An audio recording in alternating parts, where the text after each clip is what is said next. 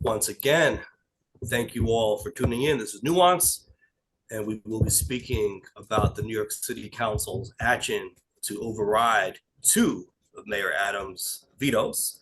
But first, I would like to introduce our co-hosts. We've got Jay Carter, also known as Timid, the hip hop artist and chair of BLM Tokyo. What's going on, Jay? Same old, same old. Actually woke up a little bit with a headache today, so that's not that good. Oh, I actually have a headache myself, but it's from mixing. I've been trying to finalize these mixes for the album and maybe doing a little too much because I'm starting to feel my head pound. oh, Right. And Yeah, then, you need to take a break with that because otherwise, if you don't, then your mixes will suffer because then you yes, get like ear fatigue. you get fatigued, right? And you start playing tricks on yourself. oh, Yeah, no, it's frustrating, right? Because I mean, at this point, it's just a matter of fine tuning. So for most people, they probably wouldn't be able to tell the difference, right? So a part of me says just leave it, it's fine.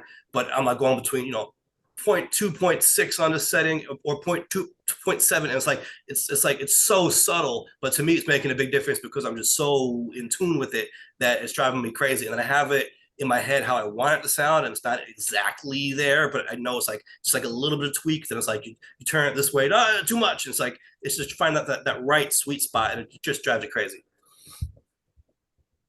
I'm sure you've dealt with that, Jay. Yeah. Yeah. And in reality, a 0.2 decibel is not really perceptible by the ears. Like I think you have to for it to be a really perceptible or heard for people, it has to be like a 2 dB difference for people to really identify it. Well, you're telling me that you have to change the volume by 2 dB for someone to actually hear it? For there to be a real perceptible difference. And I recall reading that somewhere that like, any change if it's less than 2 dB on its own doesn't really stand out. Now, maybe over time, if you got like, 10 different channels and each one is like two or three, and then you're building up like the sound energy, Yeah, that might be a difference. But for that specific thing, I think it that's a has to big be. jump, though. Two whole, I can see point two, but two, that's a big jump. Yeah. I don't know. I could definitely hit a difference. Sometimes I can't, right? You start getting to like the point ones, I was in the car with Isaac down in Florida, and I was like, so which one sounds better, like this or like this? And I was changing it by point two, and we were like, wait, which one was that again? Like we couldn't even ourselves, we couldn't tell the difference. You know what I mean? Because it was that subtle. But sometimes when it's very close, and I just know it's like, oh, it's almost there, but I know in my head how I want it to be, but it's just not quite, but almost. I know it's just like a small tweak, right? But then sometimes when you over turn the knob, right? It's like trying to find that sweet spot. So it'll drive you Yeah. crazy, but you keep working at it until you either are sufficiently driven crazy or you think it's where it needs to be. I'm sure Sheba, this whole conversation is foreign to you. yeah, it is. And I'm going to stay in my lane and I'm going to talk about the Burger King hamburgers, which I went high and low, Okay. searching, trying to find a hamburger with mustard in New York State. And from what I know someone that works at Burger King said you're not going to find mustard on hamburgers in New York State at Burger King, but you will find them in New Jersey. hmm Okay. So that was interesting research. I said, oh, okay. And But when I during our conversation last time, I did post the image directly from the Burger King website into the chat, and it Mhm. has mustard on the burger because, like I said, that's their standard recipe. It's just New Yeah. York is must be a specific region because of polling or whatever it was. But everywhere else, research. Well, it's okay. So we got Sheba Abraham from the League of Women Voters doing some investigative reporting on Nuance. We appreciate that.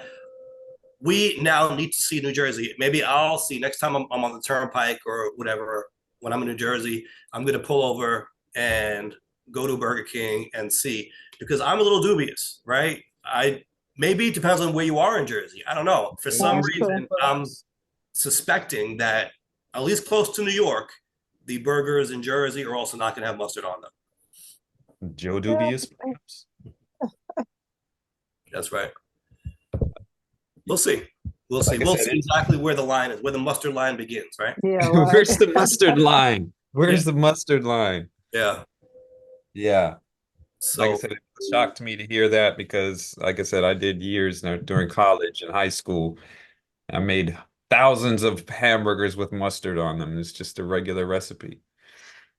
So well, it's a interesting. New York thing, I guess. I don't know. I thought it was Yeah. North versus South. Now I'm hearing it's a New York thing. We didn't know if it was New York City or New York State. We're going to find this. We're going to, I think at the end of this whole process, we'll have a map.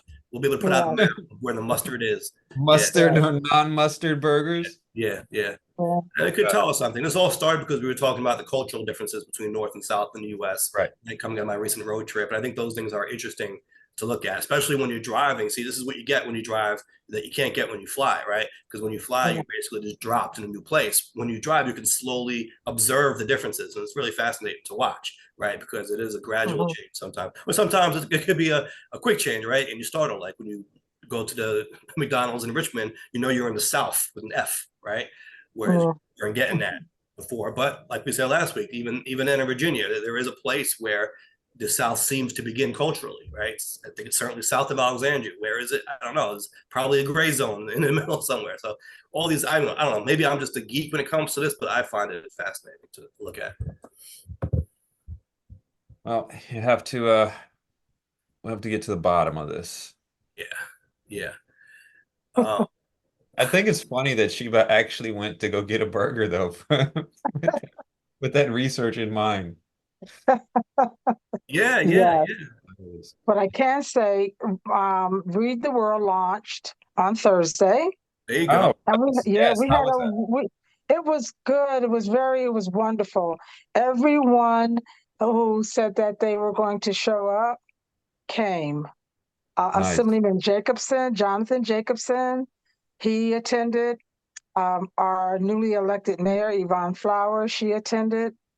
The superintendent, which was a surprise, he attended. Um, and some other officials in the city of Poughkeepsie attended the launch. It was really very, very, like I said, very nice. The children are excited. Um, and what was surprising, I said, and I let them know that they have to compete. And I asked them, how many of you watch Jeopardy? All of them raised their hands. I thought that was surprising. Wow. So here's something Yeah. else, Sheba, and I think it probably won't apply to you because you're also in New York. Jeopardy comes on before Wheel of Fortune around here, but in parts of the country, it's reversed. Wheel of Fortune comes on before Jeopardy. So similar to the mustard situation, right? You can look on the map and see in which areas, which markets does Jeopardy come on before Wheel of Fortune and vice versa. So we are a pro Jeopardy stat. I look at it that way. I look at like we like Jeopardy more. That's why it comes on first. I don't know if that's the reason why what the market research is on that one, but Yeah, I know we definitely have our Jeopardy on first. Yeah, yeah, we did. Virginia, Wheel of Fortune's first. Yeah, yeah. That's funny, right? I mean, they must have done some kind of research into that, because why would it be different? Like, they must be thinking, oh, I don't know, maybe people like the wheel better in the South. Yeah, I don't know. That's interesting. I mean, that with that gap there, that does lead to some potentiality. You could do some betting, stream yeah, the Virginia, the New York version of Jeopardy, and then bet against someone in Virginia while they're watching it. Well, you used I to know. come on twice, even in New York. There was an early showing and a late showing, so people would do that mhm, to try to impress people, right? They would see the Right. early showing on the sneak and be like, oh, I know all the answers. With the Right. questions, it's all right. Well, speaking of knowing the answers and the questions, we had a poll last week, right? We absolutely had a poll last week.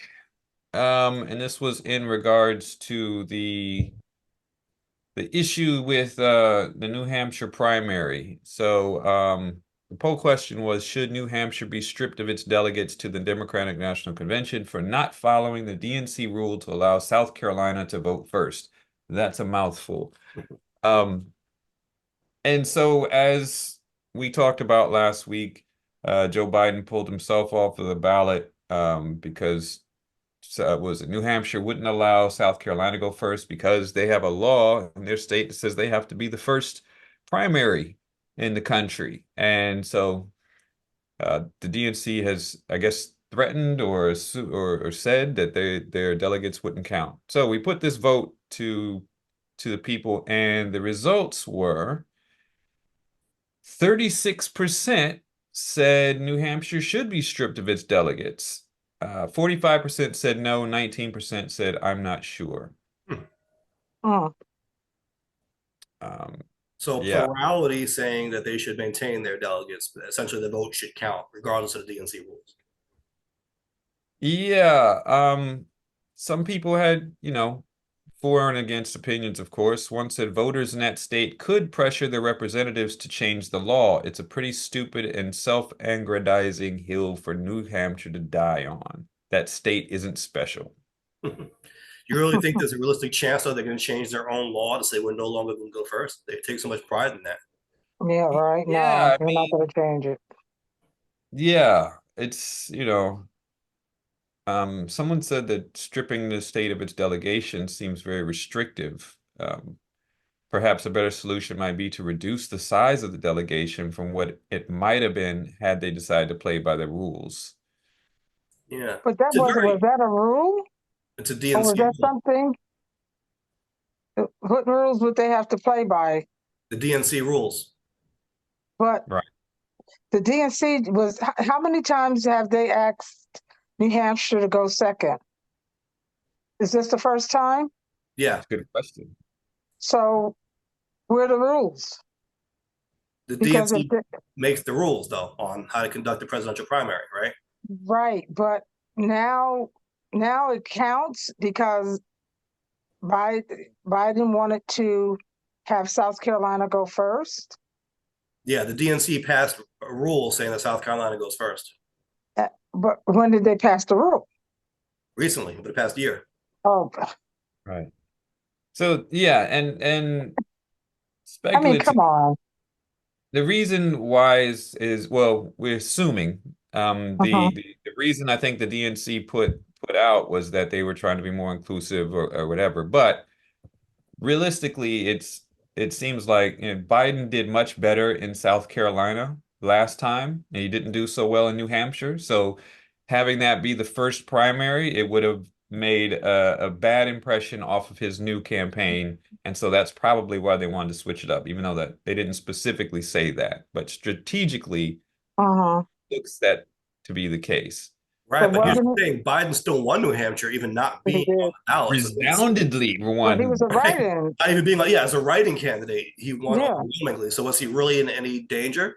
And here's another theory though, and I don't know if there's any truth to this at all, but it's possible. Remember we talked about when Biden was embraced by South Carolina, and we said, well, what does he have to give up in return? How does was some kind of deal made where they were going to endorse Biden? I wonder if that was part of what was discussed back then when he got his endorsement, because who was it? Clyburn, was it? Who was the South Carolina rep that endorsed Uh-huh. him, which really gave him momentum going into that primary? I think we talked about at the time. Remember, he announced, I think shortly after that, didn't he announce he was going to pick a black woman as vice president? And Right. we talked about maybe he Mhm. shouldn't have made that announcement. But I just wonder if these were deals that were made. Maybe he promised them at that point, hey, listen, I'm going to push for South Carolina to go first. I don't know. Mhm. Right. Another comment said here that the DNC didn't get their wish. New Hampshire still went first. New Hampshire cannot and did not break state law. It won't make a whit of difference in who gets the Democratic nomination. The RNC did not wish South Carolina to go first. The DNC hissy fit and bullying won't happen in 2028. I'm a New Hampshire voter. They should have opened with that Okay. one. That would provide better context to the rest of the comment. Right. Okay. So Yeah, so you know that's it's interesting that it is a state law that we go first. How do you make that a state law? Someone did mention that what should happen is another state should make it their state law that they go first. And so then what happens in that case? So we're going to have the 2036 election primary in 2026 or something like that because everyone's going Oh to. yeah, pushes it back. Yeah, I was getting at that last week. It is an interesting law to have as a state. It would be like saying, our state has to have the most, I don't know, harsh murder law in the country or something like that. And then when other states do something different, that means by Right. law now you have to do what, change your law. Your law is updated as a result of what other states are doing, right? To define your Right. own state's behavior and limitations and burdens and so forth based on what other states are doing is kind of weird. Mm. So here was a back and forth. One person had said this was a naked power play by the Biden campaign to head off any challenge to his renomination by making sure the first contest was in a state he was strong in.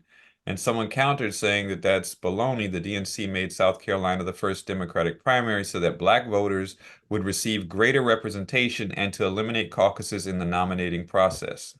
And then they cited a letter from Biden December 2022 to the DNC Rules and Bylaws Committee requesting this change.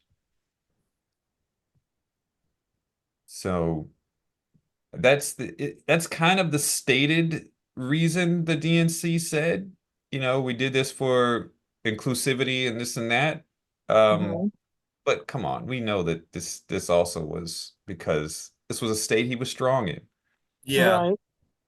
And a funny thing also is, as we mentioned, he won the nomination last time by starting off strong in South Carolina after faltering in the first states, right? He did very Right, poorly in Iowa and New right, Hampshire, got to right. South Carolina, did very well, and took it from there. And so Right, we've seen you don't need South Carolina to be first for it to right, have an impact on the race. I mean, it was the difference maker last time, even without being first. So does it really matter right. if it's going first?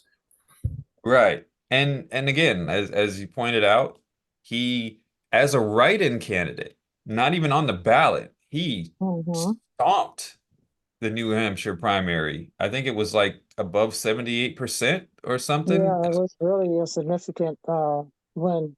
Yeah. So, so I mean, ultimately, I guess it didn't matter, but it's a weird kind of a thing to argue about, I Is it suppose. also maybe just another iteration of this current administration and the current Democratic Party on the whole's movement towards more diversity, more inclusion, doing things that some argue are symbolic even. But if you look at, for example, what the White House will tout as its biggest accomplishments, they'll start talking about, the most this identity, let's say, nominated for judge or different, you know what I mean? Like they're really Mhm. trying to celebrate their milestones in terms of diversity and Right. inclusion. And so I wonder if this is just another example of that. Like, we want South Carolina to go first as sort of representative of our movement, right? Our legacy for this period of moving towards more inclusion and diversity. It's a possibility as well, but was he very, I guess they were kind of vocal about that, but not in specifics Mhm. About what? about that, we're doing this. Well, I guess they did because they want to do more diverse representation and that type of thing. Yeah, I mean, didn't he start off by saying he's going to have a black woman as his running mate? And then Yeah, if you look at Mhm. the, I'm sure we can pull it up. If you look on the White House's website, when they list their accomplishments for the presidential right, term, I think a lot of what you're going to see revolves around that. right. Most something like, for example, I don't know if it's Mhm. exactly, but something like, most black judges ever in history or something like that. Right, right. Yeah. I'm looking at the results here. I'm revisiting it. So now with 99% reporting in, looks like Biden as a write-in took 63.9% of the votes. Dean Phillips came in second at 19.6. So it came down a little bit, but he still overwhelmingly won. That even is more than how much percentage-wise, how much Trump won in New Hampshire. He came in with 54.3 with Nikki Haley at 43%. However, I think there is something here that could be something that the Democrats need to look at. So Biden's 78%, 63% was 79,000 votes. Donald Trump's 54% was 176,000 votes. But see, there's a Mm. reason for that. In New Hampshire, you don't have to be registered to a party to vote in a primary. And so you can just show up and grab whatever primary ballot you want, and that's the one that you vote in. And so people in New Hampshire, I'm sure, saw the Republican contest is more competitive. And that was why Nikki Haley thought she had her best shot in New Hampshire, because she actually had independents and Democrats voting for her as well. And it still wasn't enough to put her over the top. Yeah, I'd still keep an eye on that. I mean, Nikki Haley got 140,000 votes. So we're talking, and then Dean Phillips and his only got 24,000. So like, right, because people saw the Democratic contest as a foregone conclusion, especially with them stripping the delegates, right? I mean, that they're sending a message that there is, and with Biden not being on the ballot for that matter, they're sending a message that the Democratic contest is no contest. It's not a thing. And so the Republican one was really the only game in town that mattered. At least that's how I think most people saw it there. So that's why more people voted in that primary for sure. One thing to look at, which I think is troubling for Trump, is he's really running as an incumbent, right? He's not just a candidate for president who never sought the nomination, never got the nomination, was never in the White House before. He's an actual former president. So you're talking about two incumbents probably going to be running in the general election against each other. Well, his vote total for an incumbent was not good. I mean, Biden, if you look at, compare Biden versus Trump, Biden did a lot better than Trump did, right? In terms of the amount of support they got as an incumbent president. Let's see. Hopefully Biden pulls this off. That's something that you have the numbers here between what was it, with Trump and Haley. You have those numbers? Yeah. What are the percentages? Oh, it's a percentage. Percentage. Trump got 54.3%. Nikki Haley got 43.2%. Yeah, so think about that. 54% he was only able to get as a president, right? As a former president running for the nomination, versus Biden got how many percentages as a write-in candidate? It wasn't even on the ballot. 63.9. Wow. So think about that. Yeah, it's significant. Biden is getting 63% as a write-in candidate whose name was not on the ballot. Trump, as a former president, only got 54% with his name on the ballot, right? So that is, I think, a troubling sign for Trump. Let's hope so.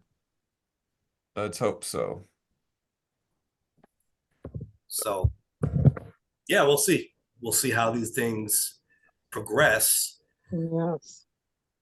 That, of course, is the national stage. We wanted to take a look at what's going on locally here in New York, because things are happening. Some would call it progress. Some might dispute that. But we've got the city council today, as we're live on Tuesday, voting overwhelmingly to override two vetoes that the mayor issued, one of which was the solitary confinement bill that we talked about here on Nuance. Of course, was to ban most forms of solitary confinement and be a lot more restrictive in the process. So that one was overridden, as well as the so-called How Many Stops Act, which got a lot of media attention. So both of these now becoming law by virtue of the city council overriding the mayor's vetoes. Mayor Adams saying that he's hoping that the legislation will be amended because he still has his concerns about these bills. Well, what are his concerns? Yeah, I was going to ask that. What are his concerns? What are you concerned about there, Eric? Well, the attention is mostly on the How Many Stops Act right now. And for those who don't know, this does a few things, right? It's a transparency and accountability bill where police officers are required under this to fill out paperwork, essentially. They can do it on their phone, but they have to fill out a form outlining the details of a stop, right? Anytime they make a stop, not just when they pull someone over in their car, which was always required, but now any kind of encounter, not just when they pull someone over, when they stop someone who's suspected of committing a crime, but any encounter with the public. They break it down to level 1, 2, and 3 encounters. Level 1 encounter is an investigative encounter where a police officer requests information from a member of the public. So could be, do you have any information on the suspect? Have you seen, maybe we got reports of some criminal thing happening here, at any information to see which way that they ran, anything like that would be a level 1 encounter. Then you have a level 2 encounter, which is an investigative encounter where a police officer requests information from a member of the public based on a founded suspicion that that individual has engaged in or will engage in criminal activity during which a reasonable person would feel free to leave. They put that in there. But that one, I think, is close to what the stop and frisk used to be, right? Reasonable suspicion, not necessarily that you're going to arrest them, but that you have reason to believe that they may have committed a crime or they're about to commit a crime. All right, controversial. Level 3 encounter now is an investigative encounter where a member of the department requests information from a member of the public based on a reasonable suspicion that the member of the public has committed or is about to commit a crime, and during which a reasonable person would not feel free to leave. So that's more of, I guess, how you would describe an arrest, right? Or at least, but there, it's funny because they're defining this in terms of what the person would believe, not what the officer thinks is happening, right? So they're making it a, an objective standard, what a reasonable person would believe, which, that's one of those things that often has to go to court and you have to fight about because people are going to differ on what the hell that means. But that's the difference between level 2 and level 3, right? Level 3 is you're holding someone who believes that he can't leave, right? He's under arrest or the cop is holding him against his will or her will, essentially, under reasonable suspicion of a crime. Level 2 is like that, but less serious when a person thinks they can leave. But regardless, the officers are going to have to classify these encounters, right? As level 1, 2, 3, put them into this database, which is going to be public, in addition to the age, approximately, race, and gender of the person being stopped. However, the officer is not required to ask them for that information, so they're going to have to make a judgment call on that. The apparent race, ethnicity, gender, and age of the member of the public involved in the investigative encounter. And also the reason for the encounter. They got to put that in there as well. Yeah, like I said, this data will be known to the public, and so we'll have stats in theory, right, as to everyone being stopped, not just people being arrested, not just people being stopped in their cars, but everyone that the police is really interacting with, right? Because level 1 is, they're not under any suspicion of a crime. They're just asking them for information. So yeah, I was gonna say that level 1 might be a little bit much. Yeah, I don't think so. Yeah. Level 1, I don't think Extra... is it. No, go ahead. No, I'm sorry, not to overtalk you, but I like that what the city council has done, because when they had to stop and frisk, they were stopping teenagers. It's true. Stopping teenagers going to school, Yeah. 12, 13, I mean young ones, and they would stop these youth and frisk them with no accountability.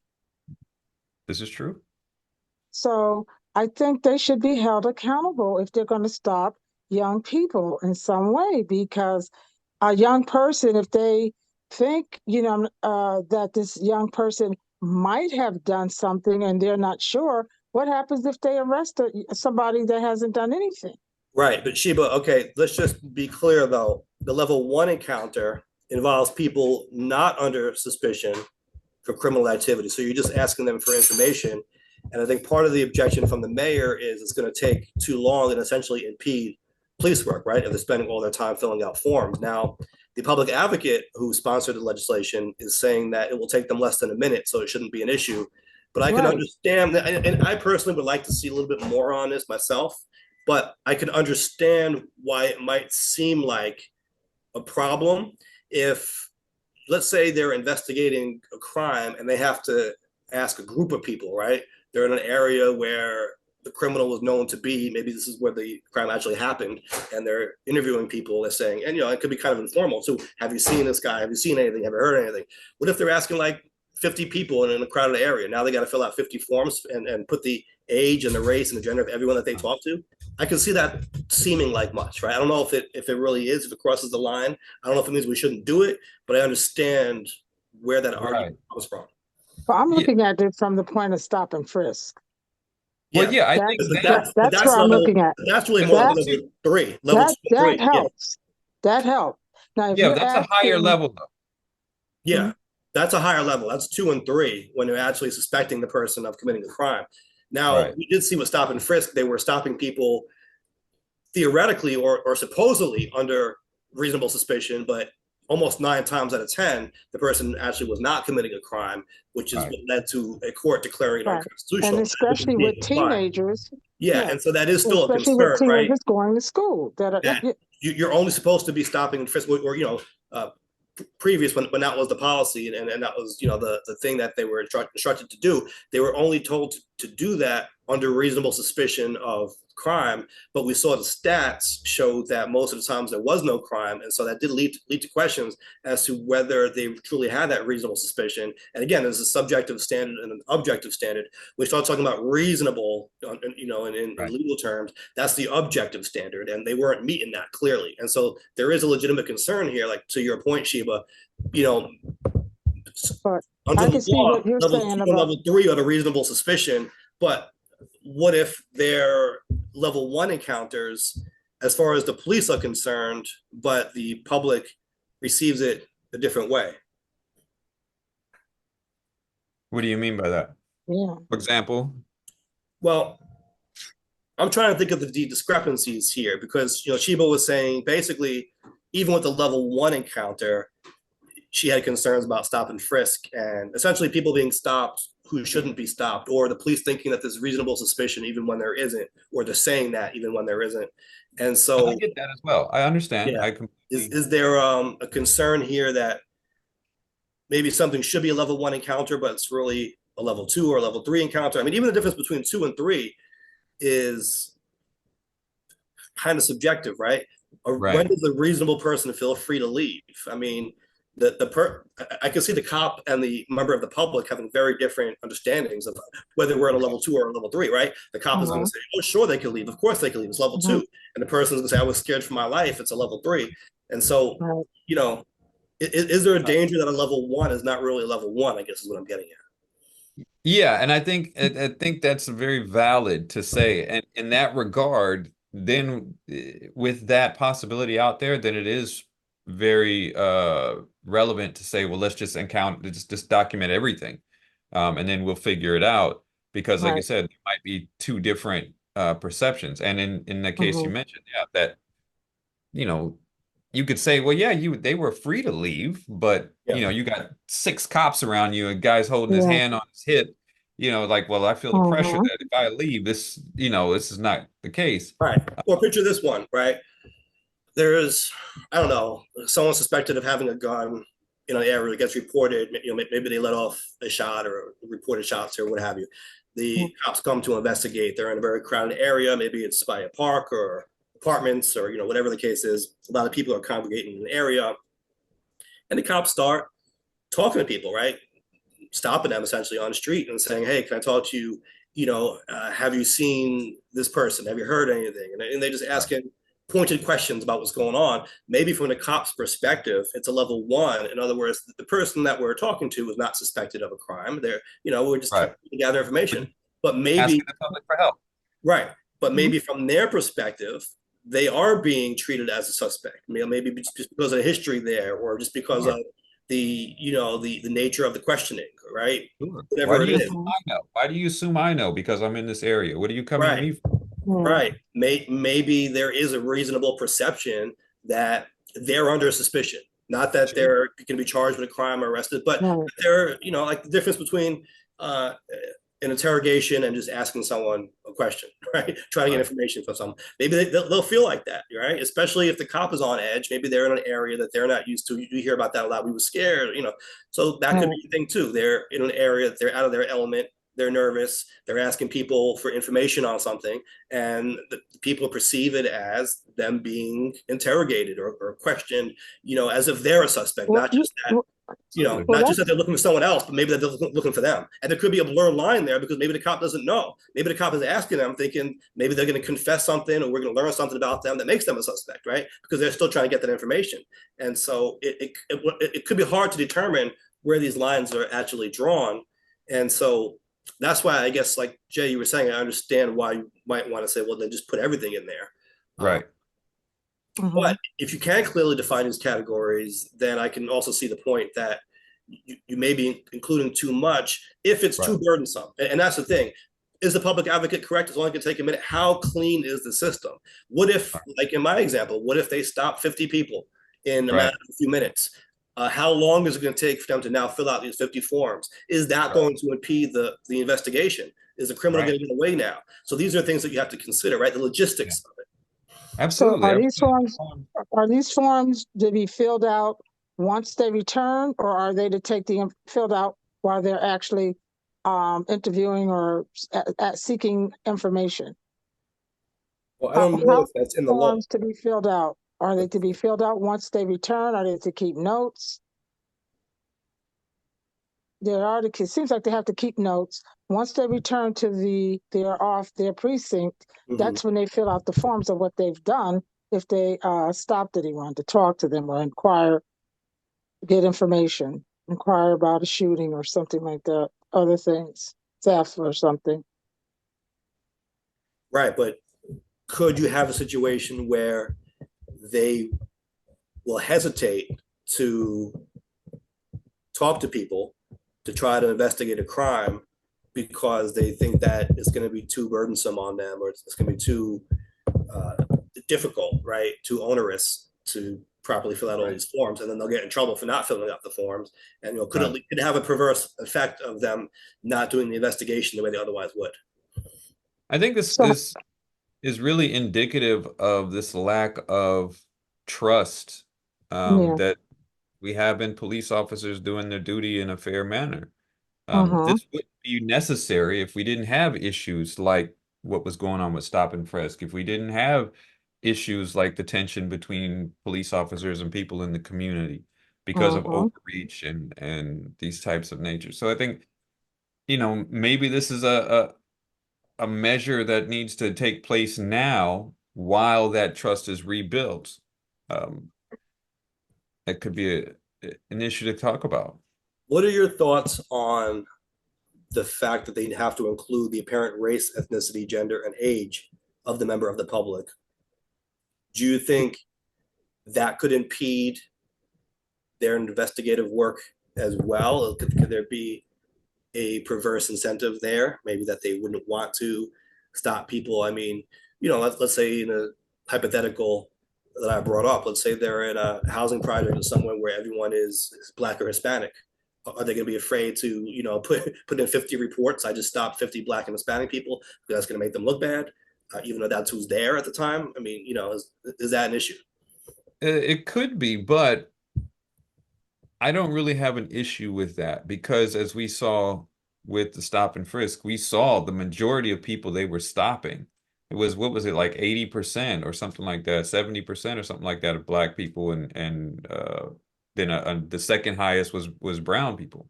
And the mayor Bloomberg at the time said that they should in fact stop and frisk more people of color.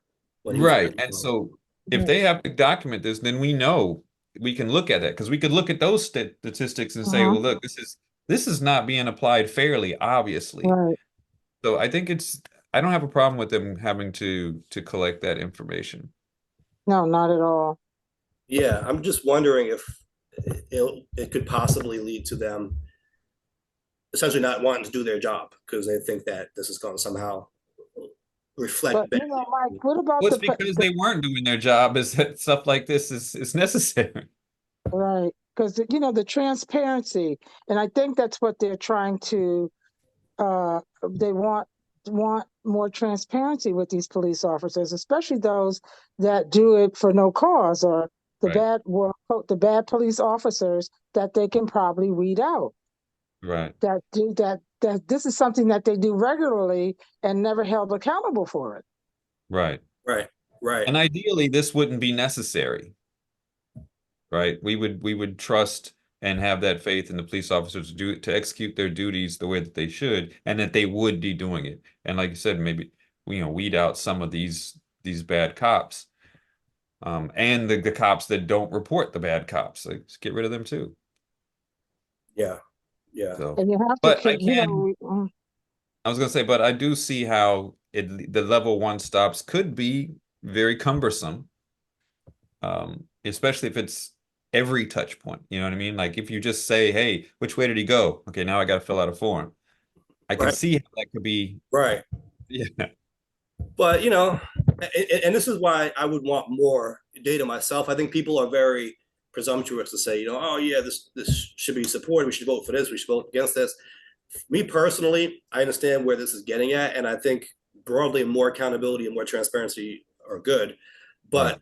I would want to see a little bit more of the logistics. I would want to see, for example, data on how often these level one encounters happen. You know, Right.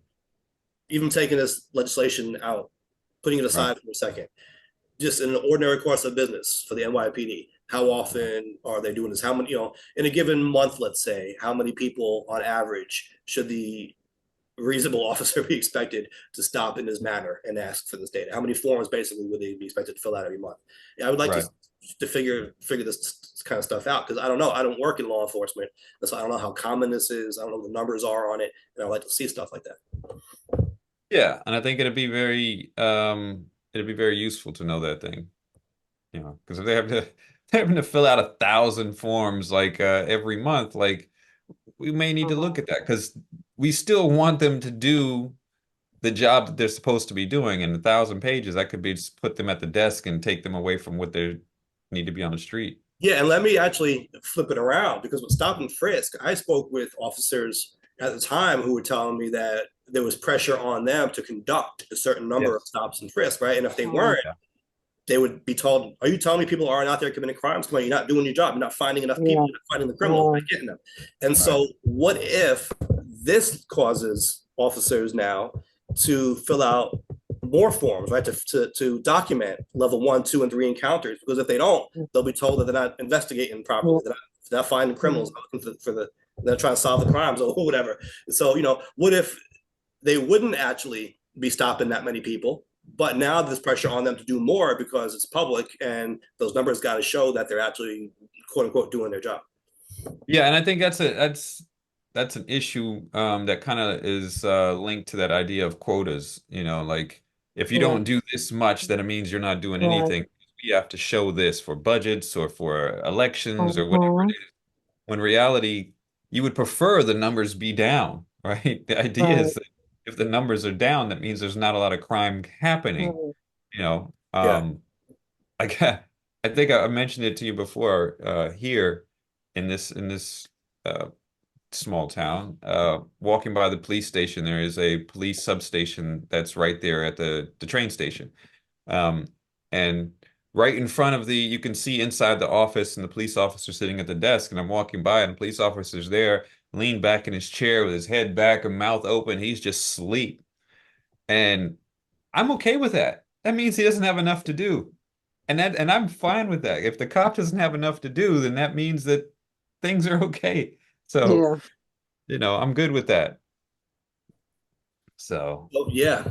And that's it, right? I mean, you could see how there could be pressure in response to what's sure. happening in the public, even if it doesn't necessarily correlate with the stats, but we know that perception Mhm. can become reality. And so, what if overall crime is down, but in a given Right, month, let's say there has been a spike in violent crimes or certain types of crimes, right? right, Mhm. There may be pressure now on those precincts and on the department broadly to show that they're doing what they can to curb that, right? That they're out there doing their job.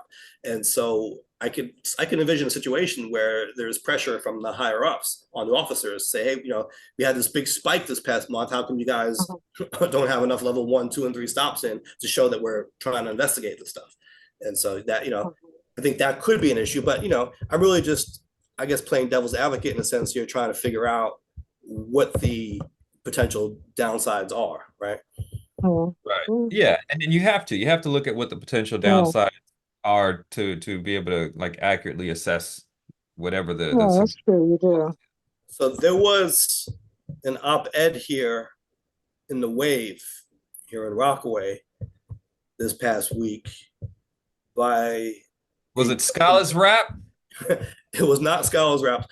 Scholars Rap actually is in the Wave this past week. It is my Yeah, I saw that. Yeah. on what's going on in Dayton Beach Park.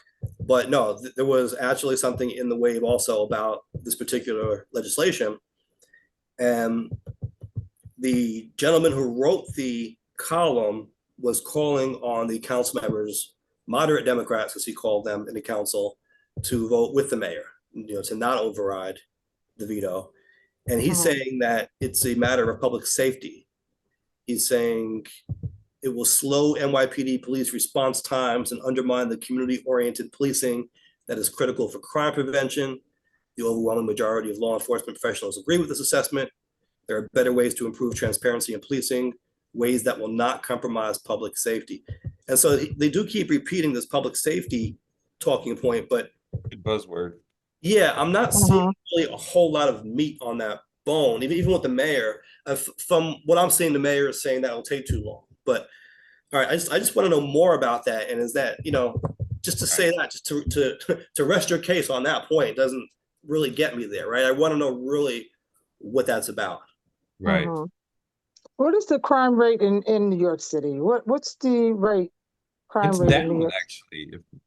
Is down overall, but then you have certain categories that have been up, right? Like increased encounters on the subway, Right. things like that. Yeah. So, yeah, I'm even in this column. Maybe he's asking too much because I'm looking for nuance, right? And I'm hearing mostly buzzwords. I want to really get into the meat of this. Right. Yeah. They're saying such a solution would be laughed out of the conference room if proposed by a business leader. Okay, but why? How? Tell me more. Yeah. Tell me more. I want to hear it, Well, that's what it is. That, it is, like I said, buzzwords. Yeah. You're repeating public safety, then that's going to be in the reader's mind. Oh my God, this is a threat to public safety, or this is going to hamper public safety. Even if there's no justification for it or any explanation for it, you've said it like 10 times. Now that's what they're taking away from the article. They're saying it will take time away from activities that keep the public safe. Okay, so I get the idea that when you're filling out, I get that. Okay, but I still want to hear more on that. I want to see some numbers. You know what I mean? Like I want more data on that. Yeah. So, well, it is so. But it has been overridden, so it is the law. So they have to comply to that now, and so we will see some of those numbers, right? We're going to see how many forms that they're filling out, and if this is a good measure or not. Test it, see if it works. Yeah, we'll see if the city council is persuaded to amend it in any way. The mayor obviously is saying, okay, it's the law. He said he did his job. He stands by his veto, but he also acknowledges that it was overridden. And so now we move forward and we see what we get. We'll see what it does. Right. Yeah. All right. What else? We had something else on the docket here for today. Well, we were going to talk about, before we move on, did you want to mention the solitary confinement? I know we had talked about that in the past. That's the other veto that was overridden today. So, right. So what does that mean, that they can't? Yeah, we had talked about that. That was banning most forms of solitary confinement and also introduced a due process component, right? Right. Oh yeah, I remember that. Yeah. So pretty much in the same category, I guess, right? I'm sure the opponents of the legislation say that it handcuffs law enforcement, right? It prevents them from doing their job. Remember Adams had a quote that was uncomfortable. What was he saying? That basically the people that you're trying to protect are not angels, right? He said something like that. Like, he did. People behind bars. And so, right? He made a blanket statement. Yeah, he made a statement. And then he also said that most of them were already convicted, which, I got to throw a flag on also, because you're talking about Rikers, you're talking about our jails. And, and I could be ignorant on this aspect of it, but my understanding is that most people in the jails have not yet been convicted. They're awaiting their trials. And don't they employ solitary confinement there as well, or does this only apply to prisons? I don't know about Rikers. I never heard about in Rikers. Yeah, Rikers were. I never heard about Rikers. I know prison, but I never solitary confinement, but I never heard of it in Rikers. Let's see, but essentially the mayor's point, I remember, which I strongly disagreed with, was we shouldn't do this, right? Because you're taking tools away from law enforcement, and all you're really trying to do is protect people who themselves committed crimes. And so what's the point? That's really kind of what he said. And that shows his police officer mind creeping in, that everybody is an enemy combatant type of mentality instead of, yeah, these are criminals. They're probably very disgusting people, several of them. But at the same time, they still do have rights. And as a law enforcement person, you're supposed to uphold those rights. So I Mhm. just looked up here. City Hall says that jails don't use traditional solitary confinement, but on Rikers Island, there are other types of restrictive housing units for violent detainees where people are isolated. Those units can keep detainees in their cells for up to 17 hours a day. So they might not call it solitary confinement, but it's the same type of deal. So now I'm curious. So since this went through, does that mean that they are, you said this was vetoed, right? It was overridden along with the how many stops bill. So both of them were So overridden. they're both going into effect, Both though. going into effect now. Well, that to me sounds positive. So So I just pulled up the solitary confinement legislation banning solitary confinement in city jails and establishing standards for the use of restrictive housing and emergency lock-ins. Okay, so whether they're calling it solitary confinement or not, they're still including what the city says is not solitary confinement on Rikers, but they're calling that restrictive housing, so that's included in this as well. yeah, Just wanted to make sure that it wasn't just people in prison who are already convicted of crimes. right. It's also applying to people in jails who have not yet been convicted overwhelmingly. I mean, there are people in jail also who have been convicted, but Right. I believe most of them have not. That's really the purpose of the jail as opposed to the prison, right? They're awaiting their trial. Right. So this does say city jails. Does it? Let me see. I'm searching. I'm doing a quick search on here. I actually don't see prison. I guess there are no city prisons, right? I guess I'm upstate for that. So, okay, so it's city jail. So obviously this is going to apply to Rikers as well. So yeah, it just goes back to the mayor's statement for me that the fact that he said that most of them were already convicted, but that's not even true. Right. He should know better, shouldn't he? But you would hope so, as someone As in the law mayor who's also a and former the mayor. cop. Yeah. That's Interesting. I don't know why more people didn't call him on that. I'm sure people did, but you'd expect a very big outrage over that one statement because that really struck me. Right. All right, well, we'll see if it struck the people. We wanted to put out a poll question, and we can actually make it about the How Many Stops Act because we did a poll on the solitary confinement previously. Right. So the poll question of the week is, do you agree with the New York City Council's action to override the mayor's veto and enact the How Many Stops Act? Do you think people are going to know what this is who haven't heard the whole show? Probably not. Maybe amend the end of that. The How Many Stops Act that requires police to.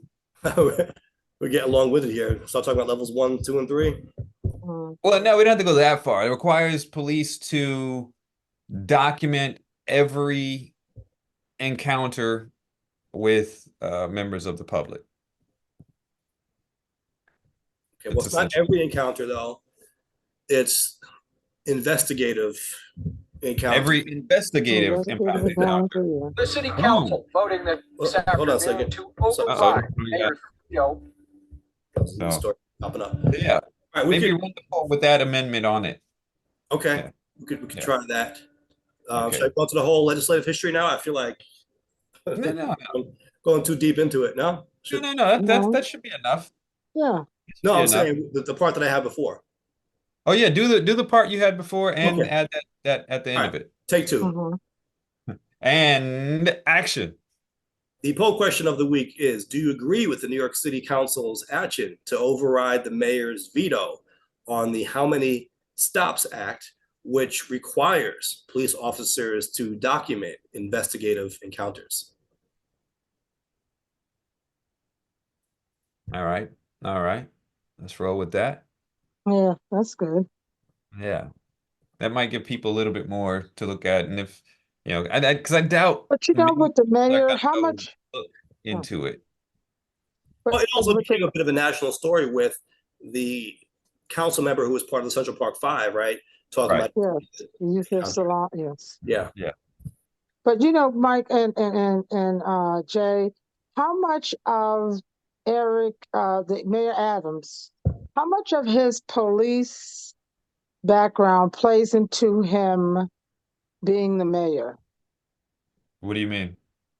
Well, I mean, when he made the blanket statement about solitary confinement, he's talking about, you know, this came up with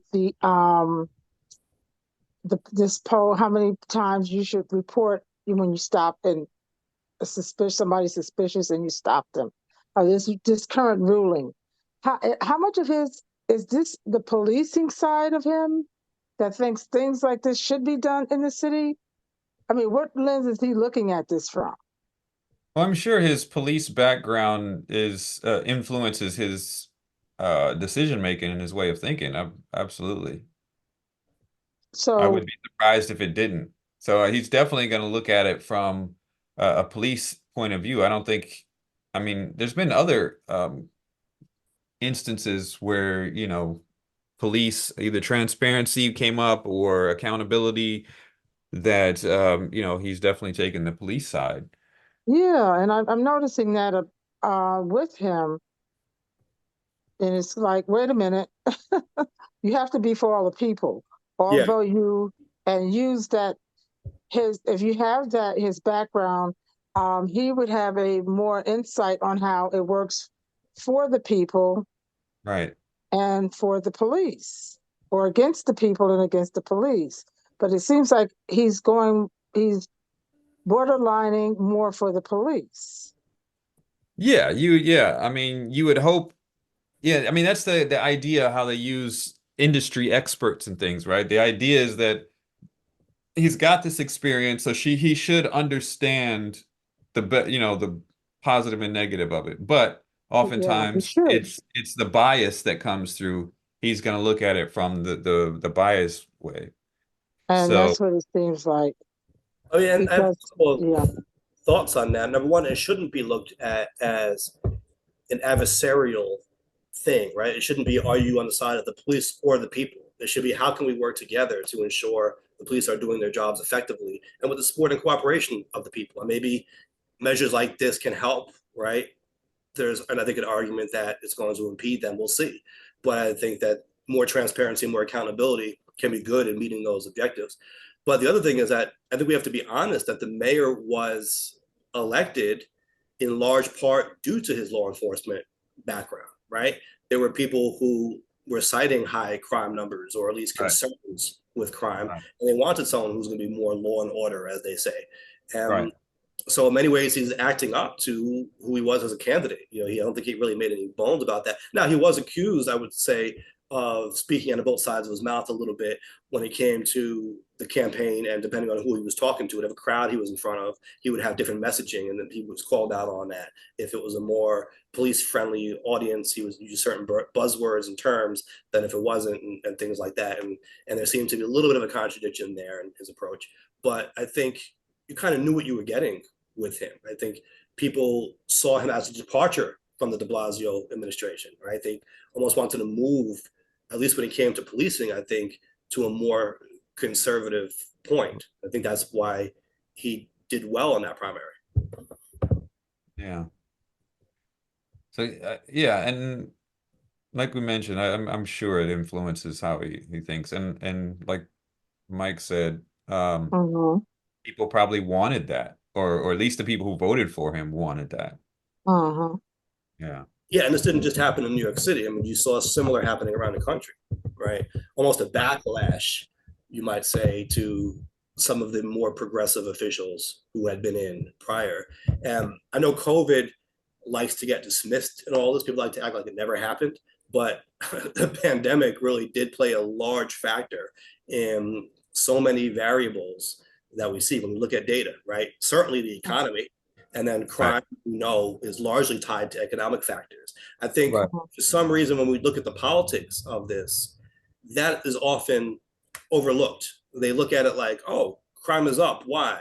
And they'll start, maybe it's because talking points tend to prevail, especially when there's fear, when people are scared and concerned, Right. then maybe it creates an opportunity for the fear mongering to be even more effective than normal. But Absolutely. you usually hear that when crime is up, even if it's driven by economics, they'll say the reason it's up is because the police aren't tough enough, or because the mayor isn't doing his job. You can look at what's happening nationwide and see the trends are the same basically everywhere, but people will say, oh, we need more policing here. It's what about the larger trends? What about the national and global economy? What about the pandemic that we're still economically? So all these things are happening, but people are responding to them. Maybe they're not looking at the big picture. Maybe they're just looking at short term. Maybe COVID happens, it creates a hit on our economy, and then we have crime spike in certain areas, right? Well, when that happens, how do people respond to it? How do voters respond to it? Sometimes the response isn't, let's give this an economic response. Let's try to get ourselves back economically to where we were pre-pandemic. Sometimes it's more of a reactionary response of let's be harsher when it comes to policing.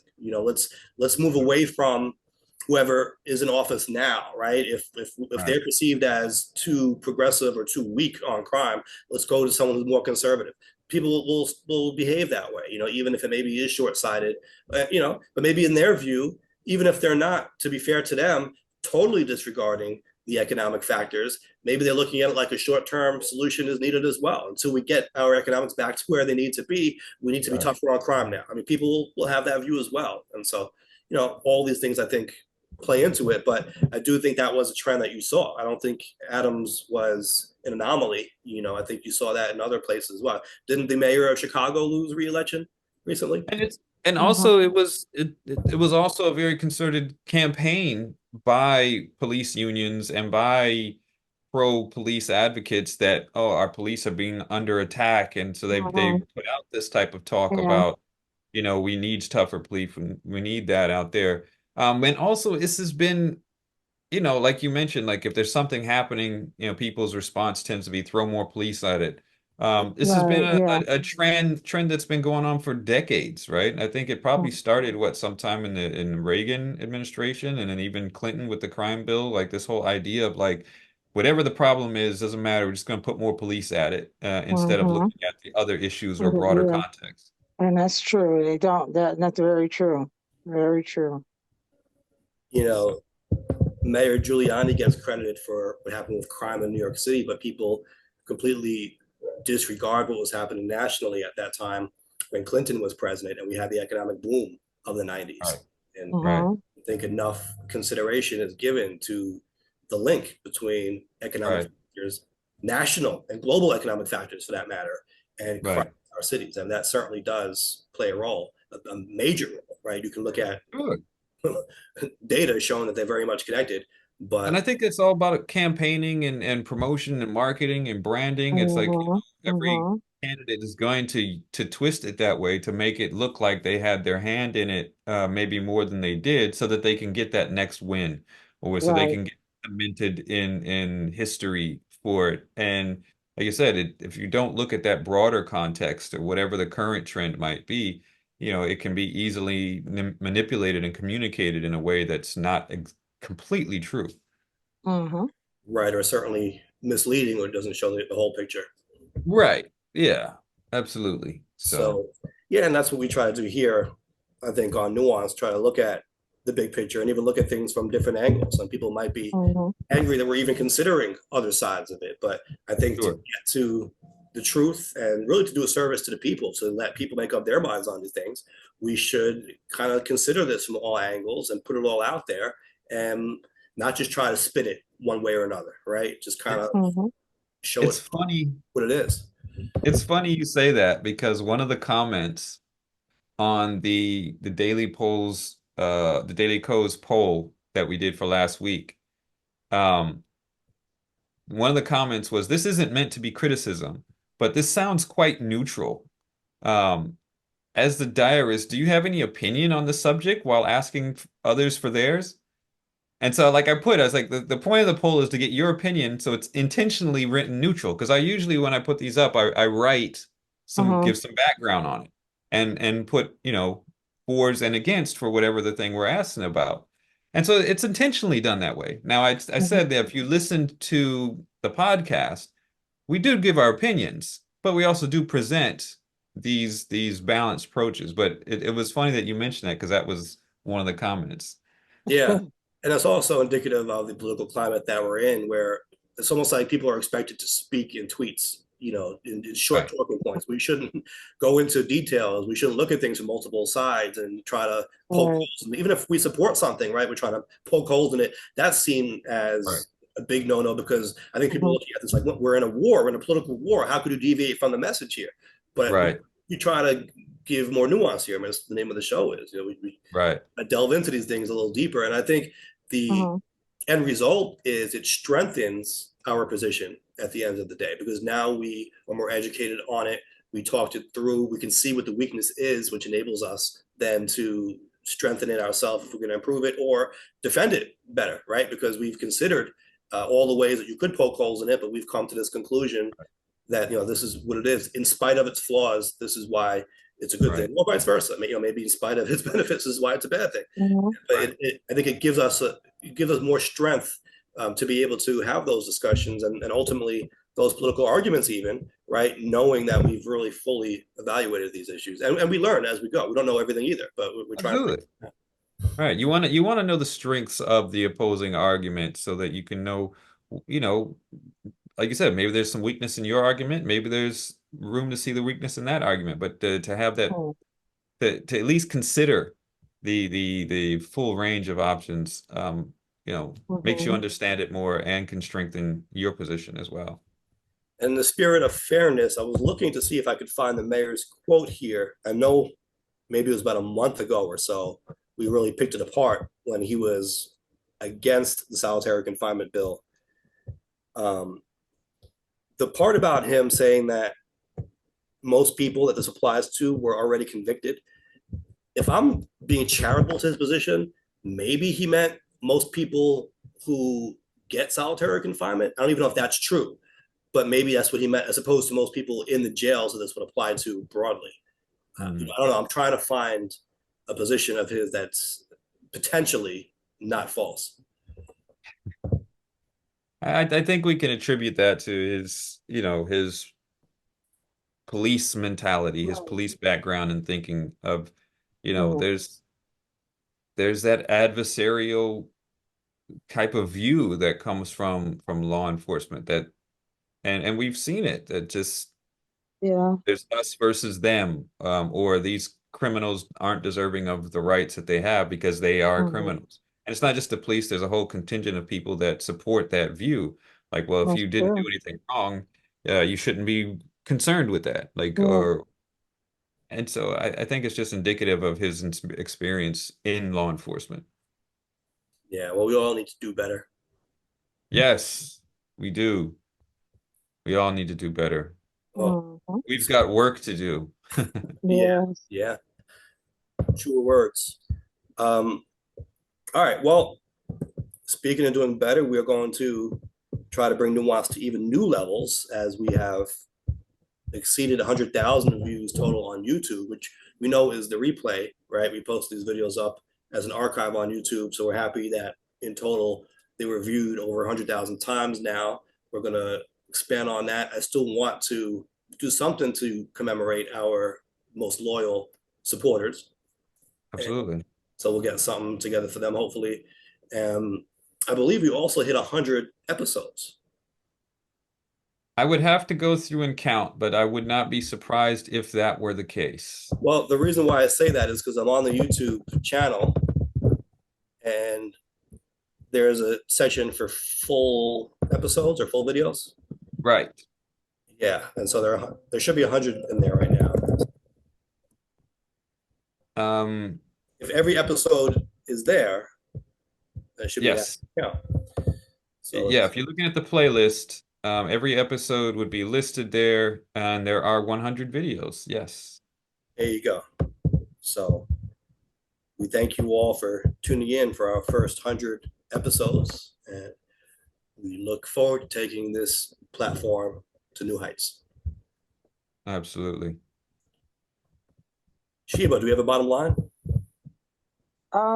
Yes, I want to say the bottom line for me, or I should say, is congratulations on reaching the milestone. And if you want a deep, in-depth conversation, check out Nuance. I like it. That is the bottom line. Who can argue with that? I'm with that too. I like it. Let's do it. And Jay, where can people check out Nuance? Well, as you previously mentioned, YouTube is one place. We have Instagram, and they can come and check the podcast wherever podcasts are. And come in, leave comments, leave responses. Also, every Tuesday, 7 p.m. Eastern Time, we have the live discussion that takes place. So people are all welcome to join and get involved, All right. debate, dispute. Yeah. Yeah. Give us your thoughts. As always, we've got work to do. We'll catch you next time.